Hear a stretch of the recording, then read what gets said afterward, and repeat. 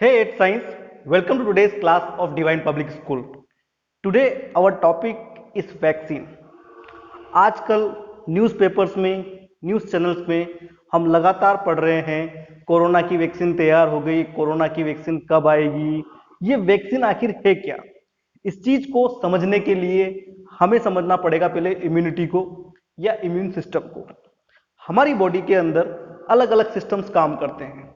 Digestion system, nutrition, excretion, reproduction, respiration, transportation, हर चीज का एक सिस्टम है। खाना पचाने का सिस्टम, ब्लड का ऊपर से लेके नीचे तक सब ऑर्गन्स में जाना, वापस हार्ट में जाना, हार्ट से वापस ऑर्गन्स तक जाना, इसका सिस्टम।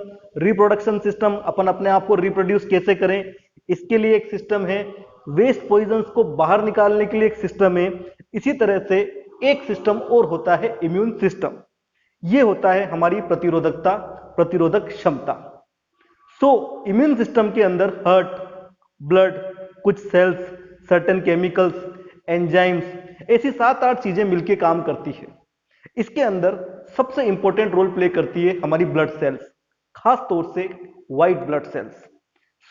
ये सारी की सारी चीजें मिलकर एक सिस्टम बनाती है जिसको कहते हैं इम्यून सिस्टम।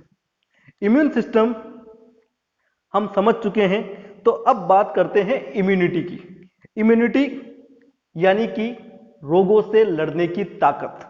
ये रोगों से लड़ने की ताकत दो तरह की होती है। एक तो होती है नेचुरल इम्यूनिटी और एक होती है acquired immunity. Natural immunity by birth, जन्म से ही हमारे साथ रहती है। एक्वायर्ड इम्यूनिटी हम बाहर से लेते हैं। नेचुरल इम्यूनिटी की अगर मैं बात करूं तो नेचुरल इम्यूनिटी जितने भी पैथोजेंस हैं, जितने भी वायरस, बैक्टीरिया या फॉरेन पार्टिकल्स हैं, जब हमारी बॉडी में एंटर करते हैं तो सब पे समान रूप से एक्ट करती है, उनको लड़ती है, डिस्ट्रॉय कर देती है, कमजोर कर देती है या उनकी ग्रोथ को रोक देती है, जो हमारी नेचुरल इम्यूनिटी होती है वो। लेकिन कभी कभी बॉडी का सिस्टम फॉरेन पार्टिकल को आइडेंटिफाई नहीं कर पाता या अपने आप को उससे लड़ने के लिए तैयार नहीं कर पाता, तो हमें जरूरत पड़ती है दूसरी इम्यूनिटी की, जिसको हम कहते हैं एक्वायर्ड इम्यूनिटी। एक्वायर्ड इम्यूनिटी के अंदर जो चीजें आती है उनके अंदर से एक सॉल्यूशन है वैक्सीन। जैसे ही कोई फॉरेन पार्टिकल, कोई वायरस, कोई माइक्रोब्स हमारी बॉडी पे अटैक करता है तो हमारी बॉडी में उससे लड़ने के लिए एक योद्धा तैयार होता है जिसको कहा जाता है एंटीबॉडीज।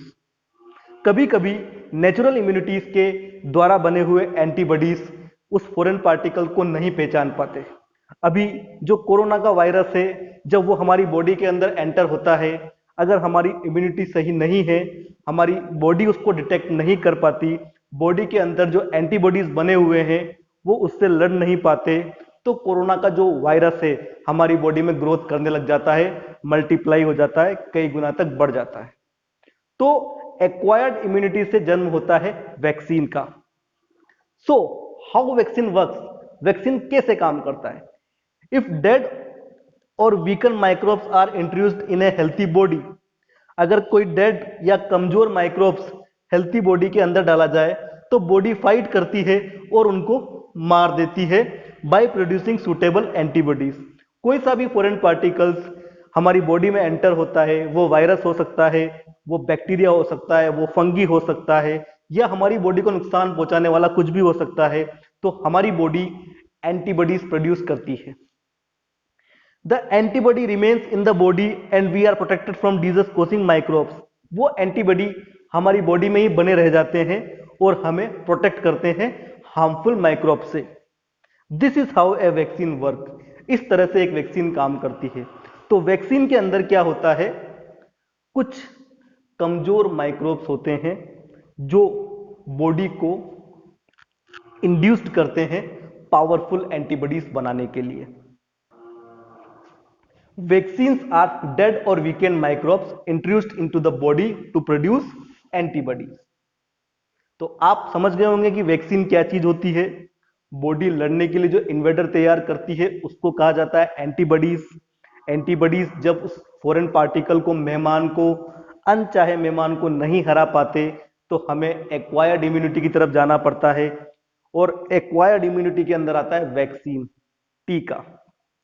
इसीलिए तो जब आप डॉक्टर के पास चेकअप के लिए जाते हैं तो वो कभी कभी आपको टेबलेट्स लिखते हैं और कभी कभी आपको इंजेक्शन लिखते हैं।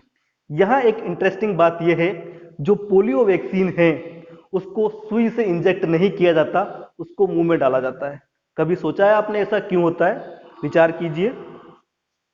फर्स्ट वैक्सीन जो स्मॉल पॉक्स वैक्सीन है वो बनाया था इंग्लिश साइंटिस्ट एडवर्ड जेनर।